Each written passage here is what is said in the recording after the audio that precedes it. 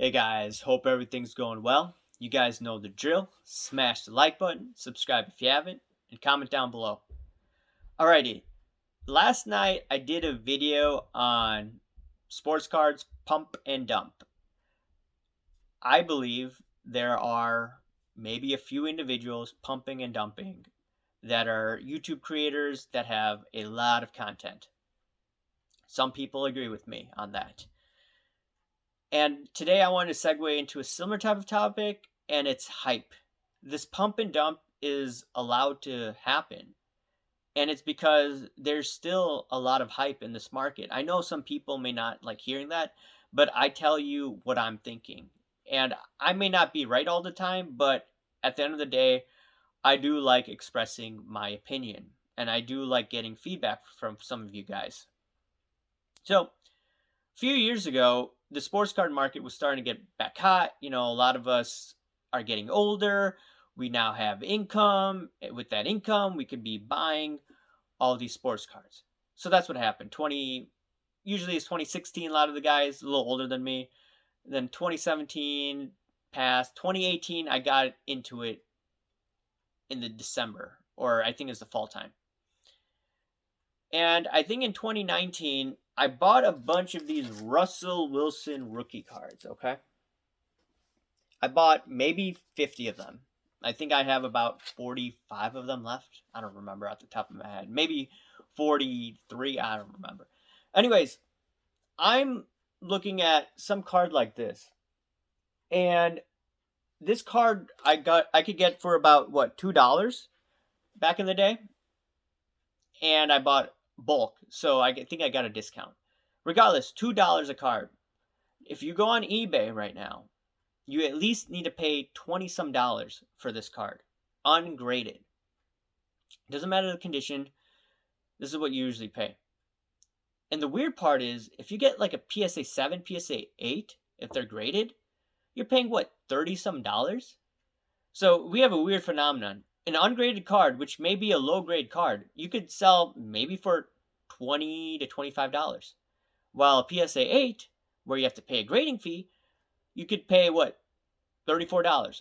People, what they're doing, in my opinion, no offense to them, sometimes they are buying the hype. Granted, if you get a good card and you get a PSA 9, the grading may make sense for that. It's over $100 for that. And we're not near the preseason yet, so I expect prices to probably rise. And a PSA 10 is what, $350 to $400, something like that. So people are anticipating that some of these cards could be PSA 10, so that's why they're buying it. But in my opinion, it's really hard to get a PSA 10. So I believe they are buying hype. Just around all, just as some YouTubers are doing, and no offense to them, this is just an analysis. They are believing in the hype, or they're lying to get more views. And I've told you this in the past. I don't like hype. I hate hype because I've gotten burned so many times in the markets, in the gold and silver markets. I was buying hype. If I waited till maybe 2015, 2016, and I was a little patient and I was buying fear, then I would have been a lot better. I wouldn't have been underwater. I'm still underwater in some of these positions, some of these miners, but granted, I've done better though with my trading and investing the last what, 13, 14 months, whatever it is, since the March low of last year. So I also look at other events in my trading. There was this one time, Brexit. Does anyone remember that referendum in Britain with, I think, Nigel Farage and the other Prime Minister, Boris Johnson? So they voted for Brexit. The market did not anticipate it at all. Everyone was on the same side of the trade. The market blew up. The market corrected big time. Yeah, it did pick up. So what I'm trying to say is, I don't want to be on the same side as the crowd. And if it's very extreme, I want to bet against it. I remember talking to Don earlier this year, and he says if I had a way to short the market, I'd short the market. He was absolutely right. You know, the Jordan went from the PSA 10 or 9s, the Fleer 86 went from 90,000 to about what, $20,000? I think it went as low as $18,000. That's insane.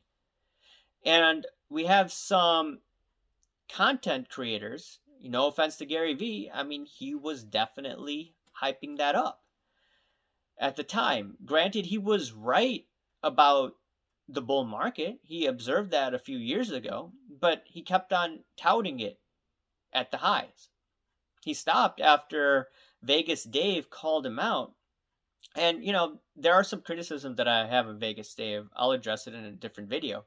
But I was looking at one of his other videos, and he was talking about confirmation bias. That a lot of people, they go to these channels on YouTube.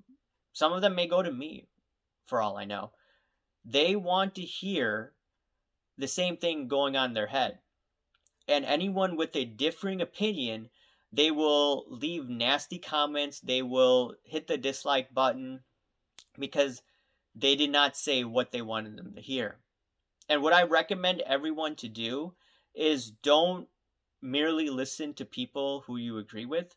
I'm not talking about political stuff. I'm talking about sports cards, investing. Try to get a contrary opinion because they may have something to say, even though you may think, that guy's a clown. He may have something really interesting to say that you never would have thought of. And that's what I try to do. I watch all these types of videos on YouTube just to get different perspectives. It's pretty interesting. So, yeah, in terms of hype, like I said, I would avoid it at all costs. I also did a video, like I was talking about earlier, avoiding the hype of NBA Top Shot. Granted, NBA Top Shot now has a market value of $500 million, something like that. At its peak, when the media was touting it, when the media was hyping it, when content creators were hyping it, Pat McAfee was talking about it, ESPN was talking about it, I believe other outlets were. And the media was saying, oh my God, Michael Jordan's getting into this game. We have Kevin Durant getting into this game. Guess what happened? It peaked right around that time. And the offseason is going to be coming, what, in a month or so? What's going to happen to NBA Top Shot prices? In my opinion, it's going to go down. Now, it could potentially create a buying opportunity. I still won't touch NBA Top Shot. I don't trust it. I know some people may not agree with me. I mean, I've told people that, for the next 2 years, I pretty much want to stay in the stock market. Yeah, they'll have, there'll be a roller coaster ride. It's not going to go up in a straight line, but it should be solid. And sports cards, I don't know what to buy right now. And I'm being fairly honest because I still believe that there's too many optimistic people in this market. I want to go into a market that is very, very fearful. Now, some people may say, like, from a short-term trend perspective, there is, a little bit fear, but still, I look at eBay, I look at the sales, that I'm doing, cards are still hot, even though they took a little dive. Anyways, guys, I do want to hear your opinion about hype. Do you agree with me? Are you buying this market right now? Are you selling? Because right now, what I'm gradually doing, I'm selling cards like these. I don't know what I'm going to sell it at, but it's going to be more than the $2 that I bought it at. And I expect this market to blow up. Blow up meaning like to crash hard in the next few years. And it's already crashed. And I'm going to talk a little bit more about why I believe it's going to crash. And I'm going to be looking at interest rates also, funny money, which I've talked about. I'm going to do a deeper analysis of it. And in terms of collecting, I really don't want to collect aggressively until 2024. Even as a hobby right now, I don't want to buy because everything still is too expensive. Anyways, guys, let me know what you think. Smash the like button, subscribe if you haven't, and comment down below. Thanks, guys. Bye.